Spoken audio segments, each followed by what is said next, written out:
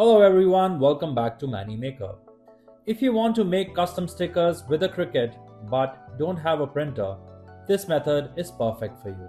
In this video, I'll show you how to make stickers using the Cricut machine, step by step, without using a printer at all. And yes, if you need any help along the way, just call the number on the screen to connect with our experts. Otherwise, let's get started. So first things first, open your Cricut Design Space and create whatever design you want to work with. Once you're happy with your design, go ahead and select it. Then click on the Flatten option. Now you'll notice the operation automatically changes to print then cut. Alright, now click on the Make button to move forward. This will take you to another screen. Just hit the Checkout button to keep going. On the next screen, you'll see an option that says Send to Print. Click on that. Open the Printer drop-down menu, choose Microsoft Print to PDF. This saves your design as a PDF file, so you don't actually have to print anything yet. Now, pick how many copies you need. I'm just gonna keep it at 1 for now.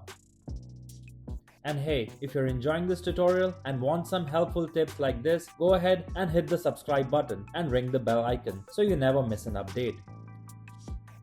Make sure to add bleed option is turned on. Once that's done, click on the print button. Your design will now be saved as PDF in your folder.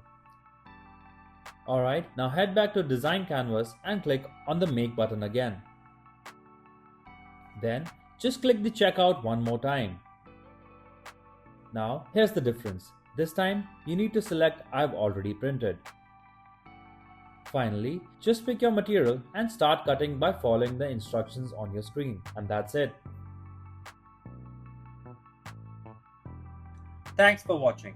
If you found this video helpful, be sure to hit the like button.